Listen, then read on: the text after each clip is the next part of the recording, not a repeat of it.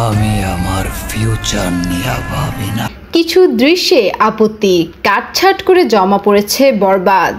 বাংলাদেশ চলচ্চিত্র সার্টিফিকেশন বোর্ডের দেওয়া পর্যবেক্ষণ মেনে আজ মঙ্গলবার পুনরায় ছাড়পত্রের জন্য জমা পড়েছে শাকিব খান অভিনীত বরবাদ ছবি। দুপুর 12টা থেকে সিনেমাটি দেখছেন চলচ্চিত্র সার্টিফিকেশন বোর্ডের সদস্যরা। সবকিছু ঠিক থাকলে আজই ছাড়পত্র মিলতে পারে সিনেমাটির। খবরটি নিশ্চিত করেছেন বাংলাদেশ চলচ্চিত্র সার্টিফিকেশন বোর্ডের ভাইস চেয়ারম্যান আব্দুল জলিল। আব্দুল জলিল বলেন, ছাড়পত্রের জন্য বোর্ডের পর্যবেক্ষণ মেনে পুনরায় বরবাদ আমাদের কাছে জমা পড়েছে। ইতিমধ্যেই সিনেমা বোর্ডের সদস্যরা দেখছেন। বিকেলে আমাদের সিদ্ধান্ত জানিয়ে দেওয়া হবে। এদিকে বরবাদ সিনেমার আনকাট ছাড়পত্রের জন্য চলচ্চিত্র সার্টিফিকেশন বোর্ডের সামনে সকাল থেকেই অবস্থান নিয়েছেন শাকিব খানের কিছু ভক্ত। বিভিন্ন প্লেকার্ড ও ব্যানার হাতে তাদের দেখা গেছে। শাকিব খানের বরবাদ ছবির প্রচার প্রচারণা সবই চলছিল। মোশন পোস্টার, চরিত্রের লুক, টিজার, গান সবই প্রকাশ হয়েছিল। ঈদে মুক্তির অপেক্ষায় থাকা বরবাদ ছবিটি ঘিরে হঠাৎই তৈরি হয় অনিশ্চয়তা। জানা যায়, তথ্য ও সম্প্রচার মন্ত্রণালয়ের অনুমতিপত্র পেলে তবে ছবিটি জমা দিতে পারবেন সার্টিফিকেশন বোর্ডে।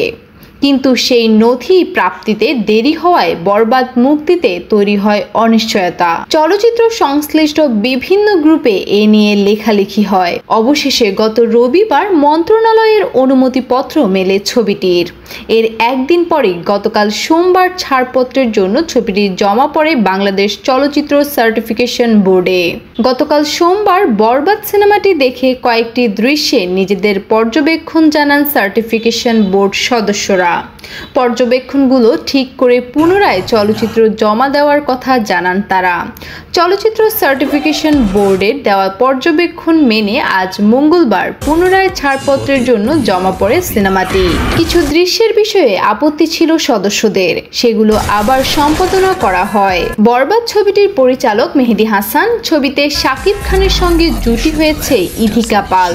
আরও অভিনয় করছেন মামুনুর রশিদ, মিশা সওদাগর, শহীদুজ্জামান সেলিম, ফজলুর রহমান বাবু, ইন্তেখাব দিনার, ভারতের যিশু সেনগুপ্ত প্রমুখ।